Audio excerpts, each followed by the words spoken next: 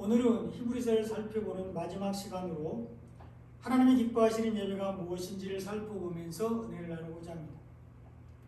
많은 사람들은 예배를 주일에 교회에 모여서 드리는 한 시간이 예배라고 생각합니다. 함께 모여서 찬송을 부르고 기도하고 설교를 듣는 것이 예배라고 생각합니다. 그러나 히브리서 13장은 우리에게 분명히 말씀하고 있습니다. 하나님이 기뻐하시는 예배는 주일에만 드리는 것이 아니라 예배당 안에서만 드리는 것이 아니라 우리의 삶 전체가 예배가 되어야 한다고 말씀하고 있습니다. 우리가 믿음으로 사는 것이 예배라고 가르치고 있습니다. 오늘 말씀을 통해서 하나님이 기뻐하시는 예배가 무엇인지 살펴보면서 은혜를 나누고자 합니다. 우리가 예수님을 사랑하는 것이 하나님이 기뻐 받으시는 예배입니다. 우리는 예수로 말미암아 예수님 때문에 하나님께 나와서 예배를 드릴 수 있게 되었습니다. 기쁨으로 하나님이 받으시는 예배를 드릴 수 있습니다.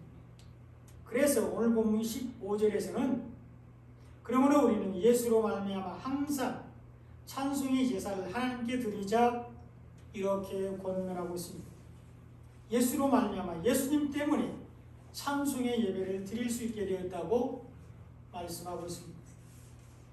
우리는 예수로 말미암아 예수님 때문에 하나님 앞에 나와서 예배를 드릴 수 있습니다.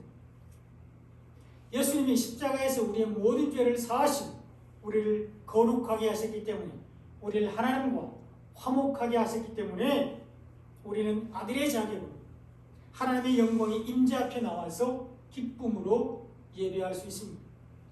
그것이 베드로전서 3장 18절에서도 잘 나와 있는데요. 그리스도께서도 단번에 죄를 위하여 죽으사 의인으로서 불의한 자를 대신하였으니 이는 예수님이 십자가에서 죽으신 이유는 우리를 하나님 앞으로 인도하려 하심이라. 육체로는 죽임을 당하시고 영으로는 살리심을 받으셨다고 기록하고 있습니다. 예수로 죽고 그리스도로 부활하셨습니다.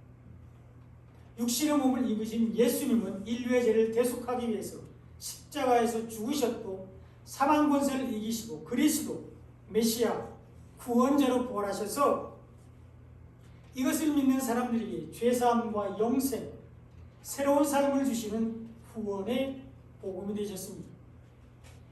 이것은 단순히 과거의 사건이 아니라 믿는 자들이 자기 십자가를 지고 새로운 피조물로 변화되어서 장차 예수님이 재림하실 때에 영광스러운 부활의 몸으로 주님을 맞이할 소망으로 이어집니다. 예수님이 십자가에서 우리의 불의를 대신하여 죽으셨으므로 우리는 의롭게 되었습니다. 거룩한 자가 되어서 하나님의 임재 앞에 나갈 수 있게 되었습니다. 우리가 직접 하나님께 예배할 수 있게 되었습니다. 하나님 앞에 나와서 예배할 수 있습니다. 그러므로 우리는 그 은혜에 감사하며 예수님을 사랑해야 합니다. 그것이 하나님이 기뻐 받으시는 예배인데 하나님은 예수님을 통해서만 영광을 받으십니다. 우리는 하나님이 기뻐하시는 예배를 드리기 위해서 예수님을 사랑해야 되는데 예수님을 사랑한다는 것은 예수님을 믿는다는 것을 말합니다. 예수님이 하나님의 아들이신 것과 우리의 죄를 용서하시는 대속의 주님이신 것과 우리를 구원하시는 메시아이신 것을 믿어야 합니다. 또한 예수님을 사랑한다는 것은 복음을 받아들이고 믿는 것입니다. 이때 하나님의 또 다른 위격인 성령이 복음을 받아들이고 믿는 사람들 안에 들어오시는데 이렇게 성령을 가지고 성령으로 드리는 예배를 하나님이 기뻐 받으십니다. 이것이 예수를 드리는 예배로 하나님이 기뻐하시는 예배이며 영과 진리로 드리는 예배입니다.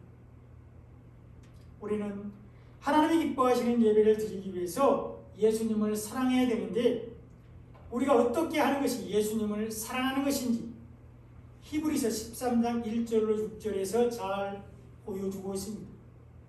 먼저 형제를 사랑하는 것이 예수님을 사랑하는 것입니다. 1절로 2절에 보면 형제 사랑을 계속하고 손님 대접하기를 잊지 말라. 이로써 부지 중에 천사들을 대접하는 이들이 있었느니라 이렇게 기록되어 있습니다. 형제 사랑을 계속하고 손님 대접하기를 잊지 말아야 하는데 여기서 말하는 형제는 1차적으로는 예수님을 말씀합니다.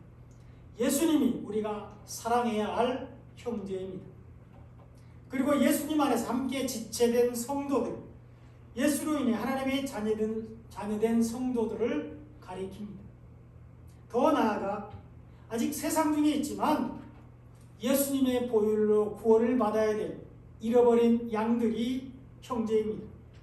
아직 예수를 믿지 않고 복음을 받아들이지 않는 사람들이 우리의 형제요, 우리가 대접해야 할 손님입니다. 우리는 예수님을 사랑하고 성도들을 사랑하고 아직 예수 믿지 않는 사람들을 사랑해야 되는데 복음을 받아들이고 믿는 것이 예수님을 사랑하는 것입니다. 그 복음을 잃어버리지 말고 간직하고 사는 것이 예수님을 사랑하는 것입니다. 그리고 예수님을 대하는 것까지 성도들을 대하는 것이 성도들을 사랑하는 것입니다. 나보다 낮게 여기고 존중하는 것이 성도들을 사랑하는 것입니다. 그리고 아직 예수 믿지 않는 사람들에게 예수를 전하는 것이 손님을 대접하는 것입니다. 복음을 전하는 것이 이웃을 사랑하는 것입니다. 율법에 앉아있는 사람들에게 복음을 전하는 것이 손님을 대접하는 것으로서 이것이 이웃을 내 몸처럼 사랑하는 것입니다. 예수님은 우리에게 내 이웃을 내 자신같이 내 몸처럼 사랑하라고 말씀하셨습니다. 또한 하나님도 우리에게 모든 사람과 더불어 화평함과 거룩함을 따르라. 이것이 없이는 아무도 주를 보지 못한다고 히브리서 11장 14절에서 말씀하셨는데 우리가 예수님을 사랑하지 않으면 하나님을 볼 수 없습니다. 우리가 예수님의 지체인 성도들을 사랑하지 않으면 하나님을 볼 수 없습니다. 우리가 이웃을 사랑하여 예수님과 복음을 전할 때 하나님은 우리를 보시고 은혜를 베풀어 주십니다. 우리는 형제 사랑을 계속하고 손님 대접하기를 잊지 말아야 하는데 이로써 부지중에 천사들을 대접한 사람들이 있습니다. 하나님의 얼굴을 볼 수 있습니다. 하나님을 만나게 됩니다. 하나님을 사랑하는 사람들이 하나님의 사랑을 입게 되는데 우리가 예수님을 사랑할 때 하나님의 사랑을 받게 됩니다. 하나님이 육신의 몸을 입고 오신 분이 예수님이시기 때문입니다. 우리는 함께 지체된 성도를 사랑하고 아직 예수 믿지 않는 사람들, 복음을 믿지 않는 사람들에게 예수님과 복음을 전하는 것이 형제를 사랑하고 손님을 대접하는 것입니다. 이것이 예수님을 사랑하는 것입니다. 두 번째로는 결혼을 귀히 여기고 침소를 더럽히지 않는 것이 예수님을 사랑하는 것입니다. 4절에 보면 모든 사람은 결혼을 귀히 여기고 침소를 더럽히지 않게 하라. 음행하는 자들과 간음하는 자들을 하나님이 심판하신다고 말씀하고 있습니다. 우리는 예수님과 결혼한 사람들입니다. 예수님은 우리의 신랑이 되시고 우리는 예수님의 신부입니다. 예수님은 우리를 신부로 맞이하기 위해서 큰 대가를 치르셨는데 십자가를 지셨습니다. 그러므로 우리는 예수님과의 결혼을 귀히 여기고 침소를 더럽히지 말아야 하는데 우리가 신랑 되시는 예수님을 사랑하는 것이 결혼을 귀히 여기는 것입니다. 반대로 예수님이 아닌 다른 신, 우상을 섬기는 것이 침소를 더럽히는 것입니다. 복음을 떠나는 것이 영적인 음행이며 간음으로 이런 사람들을 하나님이 심판하십니다. 이런 사람들은 진리를 떠난 사람들로 하나님의 심판을 받게 됩니다. 우리는 예수님과의 결혼을 귀히 여기고 침소를 더럽히지 말아야 합니다. 이것이 예수님을 사랑하는 것입니다. 셋째로는 돈을 사랑하지 말고 있는 바를 족한 줄로 아는 것이 예수님을 사랑하는 것입니다. 5절에 보면 돈을 사랑하지 말고 있는 바를 족한 줄로 알라. 그가 친히 말씀하시기를 내가 결코 너희를 버리지 아니하고 너희를 떠나지 아니하리라 이렇게 말씀하셨습니다.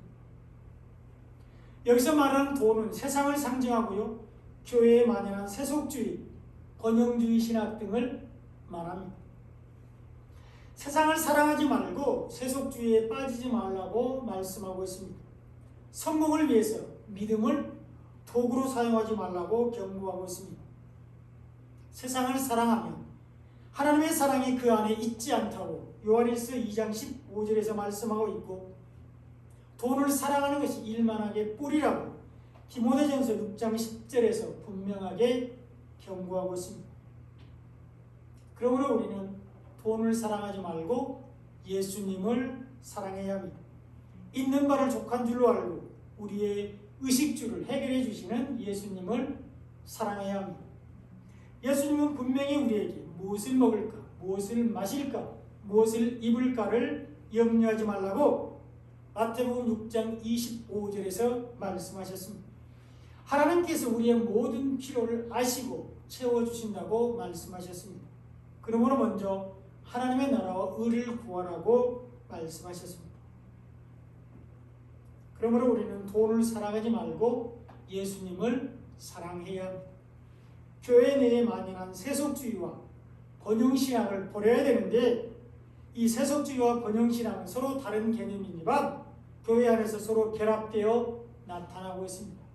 이런 것들 때문에 교회를 다니는 사람들이 있습니다. 세속주의는 신앙의 중심이 하나님이 아니라 사람 중심입니다. 하늘의 신령한 은사인 영혼을 사모하는 것이 아니라 현재를 중요하게 여깁니다. 거룩을 추구하는 것이 아니라 세상에서의 성공과 만족, 편리함을 추구합니다. 이런 사람들은 돈을 사랑하며 신앙을 삶의 도구로 전락시킵니다. 어떻게 하나님을 섬길까가 아니라 하나님께서 나에게 무엇을 해주는가가 중요합니다. 그래서 교회가 자기에게 도움이 되지 않는다고 생각되면 과감히 떠나버립니다. 도움이 될 만한 다른 교회를 찾게 되는데 마치 쇼핑하듯이 교회를 다니게 됩니다. 이런 사람들은 영적인 은혜보다 육신의 삶을 더 중요하게 생각합니다. 하늘의 신령한 은사보다 땅의 것을 추구하며 살게 됩니다. 그러면 이런 사람들은 유익을 얻지 못한다고 히브리서 13장 9절에서 말씀하고 있습니다. 여러 가지 다른 교훈에 끌리지 말라. 마음은 은혜로서 굳게 함이 아름답고 음식으로 할 것이 아니니 음식으로 말미암아 행한 자는 유익을 얻지 못하였느니라. 이렇게 기록되었습니다. 마음을 은혜로서 굳게 함이 아름답다고 말씀하고 있는데, 생명의 말씀으로 마음을 다스리는 것이 아름다운 일입니다. 복음으로 육의 행실을 죽이는 것이 아름다운 것으로 이런 사람들이 영에 속한 사람들입니다. 이런 사람들이 유익을 얻게 되는데 구원을 받게 됩니다. 그러나 육에 속한 사람들은 음식으로 만족함을 얻고자 하는데 영적인 은혜를 사모하지 않습니다. 말씀을 사모하지 않고 소중히 여기지 않게 됩니다. 눈앞에 있는 이익을 장차올 영광보다 더 중요하게 생각합니다.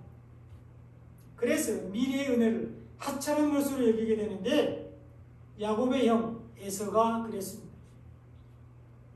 들판에서 돌아온 에서는 내가 배고파 죽게 되었는데 눈에 보이지 않는 장자의 명분이 무엇이 유익하냐, 이렇게 말하면서 팥죽 한 그릇에 장자의 명분을 팔아버리고 말았습니다. 장자의 명분을 가볍게 여겼는데 아버지 이삭에게서 장자의 축복을 받지 못했습니다. 이런 사람들은 여러 가지 다른 교훈에 끌려다니게 되는데 신비주의와 은사주의, 율법주의와 성화주의, 기복신앙에 빠지게 됩니다.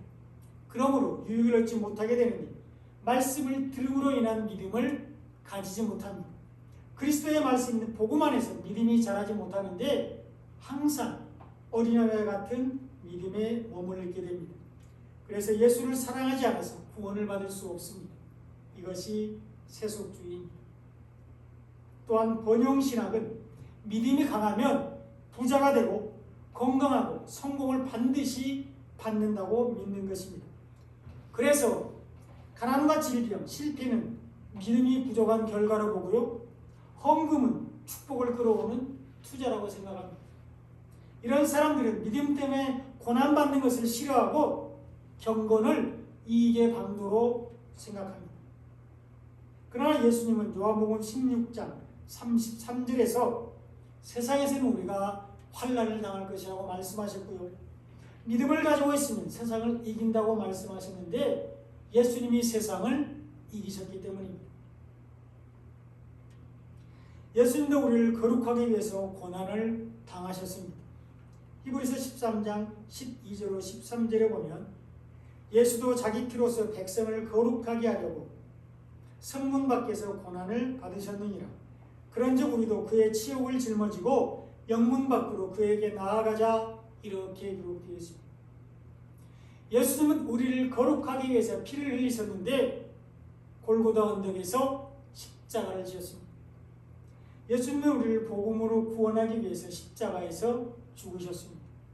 그러므로 우리도 고난당할 때 예수님을 바라보고 믿음으로 승리해야 합니다. 우리도 십자가 복음 안에 있어야 하는데 이것이 치욕을 짊어지고 영문 밖으로 나아가는 것입니다. 우리는 세속주의와 번영신앙을 버리고 오직 복음으로 돌아가야 합니다. 돈을 사랑하지 말고 있는 바를 족한 줄로 알아야 됩니다. 믿음으로 고난을 받을 때 즐거워야 됩니다. 이것이 예수님을 사랑하는 것입니다. 하나님은 이런 사람들을 결코 버리지 아니하시고 떠나지 않고 지켜주십니다. 은혜를 베풀어 주시고 걸음을 인도하시고 믿음 안에서 형통하게 하십니다. 이것이 6절에 잘 나와 있는데요. 그러므로 우리가 담대히 말하되 주는 나를 돕는 이시니 내가 무서워하지 아니하겠노라. 사람이 내게 어찌하리요. 이렇게 고백하게 됩니다. 하나님이 함께해 주시는 사람들을 세상이 이길 수 없습니다. 예수님이 사랑하는 사람들을 세상이 해칠 수 없습니다. 하나님이 도와주시기 때문입니다. 우리는 예수로 말미암아 찬송의 예배를 하나님께 드려야 되는데 항상 드려야 합니다. 오늘 본문 15절을 다 같이 한번 읽어보겠습니다. 시작. 그러므로 우리는 예수로 말미암아 항상 찬송의 제사를 하나님께 드리자. 이는 그 이름을 증언하는 입술의 열매니라. 아멘. 히브리서 기자는 주일날만 특별한 날에만 예배드리라고 말하지 않습니다. 교회에서만 예배를 드리라고 말하고 있지 않습니다. 항상 예배를 드리라고 권면합니다. 정해진 시간과 장소에서만 예배를 드리는 것이 아니라 항상 예배를 드려야 된다고 말씀하고 있습니다. 삶이 곧 예배가 되어야 된다고 말씀하고 있습니다.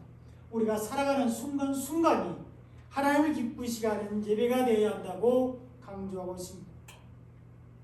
우리는 주일날에만 예수님을 사랑하지 않습니다. 항상 사랑합니다. 우리는 교회에 있을 때만 예수님을 사랑하지 않습니다. 언제 어디서나 예수님을 사랑합니다. 예수를 믿는 우리 안에 예수님이 말씀으로 항상 계시기 때문입니다. 복음을 받아들이고 믿는 우리 안에 하나님의 성령이 항상 계시기 때문입니다. 그러므로 우리는 언제나 예수님과 함께 살게 되는데 이것이 말씀 안에서 주님과 동행하는 것이니 기쁨으로 하나님께 예배드리는 삶입니다. 우리는 언제나 하나님을 앞에 모시고 살게 되는데 이것이 하나님을 기쁘시게 하는 예배입니다. 이것이 항상 드리는 예배인데 하나님이 불꽃 같은 눈으로 나를 감찰하신다는 것을 아는 사람들이 이런 예배를 드릴 수 있습니다. 예수님이 내 안에서 나를 돕는 분이심을 깨닫는 사람들이 이런 예배를 드리게 됩니다. 그리고 심판을 생각하고 심판을 두려워하는 사람들이 이런 삶을 살 수 있습니다. 우리가 잘 아는 에녹은 65세에 무드셀라를 낳고 그때부터 300년간 하나님과 동행하다가 승천했는데 창세기 5장 21절로 24절에 보면 에녹은 65세에 무드셀라를 낳았고 무드셀라를 낳은 후 300년을 하나님과 동행하며 자녀를 낳았으며 그는 365세를 살았더라. 에녹이 하나님과 동행하더니 하나님이 그를 데려가심으로 세상에 있지 아니하였다. 이렇게 기록되어 있습니다. 에녹은 65세에 무드셀라를 낳은 후부터 300년 동안 하나님과 동행하는 삶을 살았는데 심판을 두려워했기 때문입니다. 에녹이 낳은 아들 무드셀라는 창을 던지는 자, 심판을 부르는 자라는 뜻을 가지고 있습니다. 에녹은 무드셀라를 통해서 하나님이 심판하실 것을 알았습니다. 하나님은 무드셀라를 통해서 세상의 심판을 경고하셨습니다. 그래서 하나님은 무드셀라를 가장 오래 969세를 살게 하셨는데 심판을 경고하기 위해서입니다. 한 번 죽는 것은 사람에게 정해진 것이요 그 후에는 심판이 있습니다. 우리는 이 심판을 생각하고 두려워하는 마음을 가져야 하는데 우리가 복음을 잃어버리면 심판을 받게 됩니다. 다시 율법으로 돌아가면 심판을 받게 됩니다. 여러 가지 교훈에 이끌려서 믿음을 잃어버리면 심판을 받게 됩니다. 그러나 우리가 복음 안에 있으면, 믿음 안에 있으면 안전합니다. 애굽 땅에 재앙이 내릴 때 하나님께서 이스라엘 백성들이 사는 땅을, 고센 땅을 지켜주신 것 같이 우리가 생명의 말씀인 복음 안에 있으면, 진리 안에 있으면, 우리가 예수를 믿는 믿음 안에 있으면 안전한데 하나님께서 능력의 팔로 우리를 지켜주시기 때문입니다. 우리의 이마에 인을 쳐주셔서 사단으로부터 우리를 지켜주시기 때문입니다. 사망 권세가 미치지 못하게 하셨기 때문입니다. 우리는 그 은혜에 감사하면서 항상 예배하는 삶을 살아야 되는데 먼저 우리가 하나님의 이름을 증언하는 것이 항상 예배를 드리는 것입니다. 오늘 본문 15절에 보면 우리는 예수로 말미암아 항상 찬송의 제사를 하나님께 드리자. 이는 하나님께 항상 예배를 드려야 하는 이유는 그 입술을 증언하는 입술의 열매라고 기록되어 있습니다. 우리는 우리를 구원하기 위해서 예수님을 이 땅에 보내신 하나님을 증언하는 삶을 살아야 합니다. 우리의 죄값을 예수님에게서 대신 받으시고 우리를 용서하신 하나님을 전하는 삶을 살아야 합니다. 예수님 안에서 우리를 자녀 삼아주신 하나님을 증거하는 삶을 살아야 합니다. 이것이 항상 예배를 드린 것이며 이것이 우리의 입술의 열매입니다. 두 번째로는 우리가 선을 행하는 것이 항상 예배를 드리는 것입니다. 오늘 보면 16절에 보면 오직 선을 행함과 서로 나누어 주기를 잊지 말라. 하나님은 이 같은 제사를 기뻐하시느니라 이렇게 기록되어 있습니다. 우리가 선을 행하는 것이 하나님이 기뻐하시는 예배를 항상 드리는 것입니다. 그러므로 우리는 선을 행해야 되는데 우리가 예수님을 사랑하고 하나님을 사랑하는 것이 선을 행하는 것입니다. 우리가 예수를 믿고 언제나 복음 안에 있는 것이 선을 행하는 것입니다. 우리가 믿음을 잃어버리지 않고 믿음으로 하나님께 영광 돌리는 것이 선을 행하는 것입니다. 우리의 옷이 아닌 예수님의 세마포 옷, 복음의 옷을 입는 것이 선을 행하는 것입니다. 이런 사람들은 실제로 이 세상에서 살아갈 때도 착하게 살게 되는데 하나님께 영광을 돌리기 위해서입니다. 복음을 전하기 위해서입니다. 이것이 하나님이 기뻐하시는 예배로서 항상 드리는 예배입니다. 셋째로 복음으로 권면하고 복음을 전하는 것이 항상 예배를 드리는 것입니다. 오늘 보면 16절에 보면 서로 나누어 주기를 잊지 말라라고 말씀하고 있는데 우리가 나눌 것은 생명의 말씀인 복음입니다. 낙심한 성도들 복음으로 권면하여 다시 복음으로 돌아오게 해야 합니다. 사랑으로 권면하여 다시 믿음 안에 있게 해야 합니다. 또한 아직도 복음을 모르는 사람들에게 복음을 전해야 합니다. 이것이 우리가 나누어야 할 것이며 이것이 항상 예배를 드리는 것입니다. 물질을 나누는 것, 음식을 나누는 것은 잠시 동안은 유익하지만 복음을 나누는 것은 평생 동안 영원토록 유익한데 죄에서 벗어나 구원을 받게 합니다. 생명을 얻게 하고 하나님의 나라를 상속받게 합니다. 사랑하는 가족들에게, 이웃에게 이것보다 더 좋은 선물은 없습니다. 우리가 할 수 있는 최선의 나눔입니다. 복음으로 권면하고 복음을 전하는 것이 항상 예배를 드리는 것입니다. 이것이 우리가 선을 행하는 것이며 하나님이 기뻐하시는 예배인데 우리가 이런 삶을 살 때 하나님이 우리를 온전하게 하십니다. 다 같이 히브리서 13장 21절 함께 읽어보겠습니다. 시작. 모든 선한 일에 너희를 온전하게 하사 자기 뜻을 행하게 하시고 그 앞에 즐거운 것을 예수 그리스도로 말미암아 우리 가운데서 이루시기를 원하노라. 영광이 그에게 세세 무궁토록 있을지어다. 아멘. 우리가 하나님을 사랑하고 예수님을 사랑할 때 우리를 온전하게 하십니다. 우리가 복음 안에 있을 때, 믿음 안에 있을 때 우리를 온전하게 하십니다. 하나님은 우리가 낙심한 성도들을 복음으로 권면할 때 온전하게 하십니다. 이웃에게 하나님의 이름으로 복음을 전함으로 내 자신처럼 사랑할 때 우리를 온전하게 하십니다. 하나님의 뜻을 알게 하시는데 진리를 알게 해주십니다. 예수 그리스도 안에서 기뻐하고 즐거워하게 합니다. 이때 우리는 하나님이 기뻐하시는 예배를 항상 드릴 수 있습니다. 사랑하는 여러분, 우리는 이 땅에 소망을 두고 사는 사람들이 아니라 영원한 도성을 찾는 사람들입니다. 하나님의 나라를 소망하고 사는 사람들입니다. 이 세상은 우리의 영원한 안식처가 아닙니다. 우리는 천국을 찾는 사람들입니다. 정확히 말하면 천국을 상속받은 사람들입니다. 그러므로 그 은혜를 베푸신 하나님께 기쁨으로 항상 예배를 드려야 되는데 우리가 예수님을 사랑하는 것이 하나님이 기뻐 받으시는 예배입니다. 우리가 하나님의 이름을 증거하는 것이 항상 예배 드리는 것입니다. 우리가 선을 행하는 것이 기쁨으로 항상 예배를 드리는 것입니다. 복음으로 권면하고 복음을 전하는 것이 항상 예배 드리는 것입니다.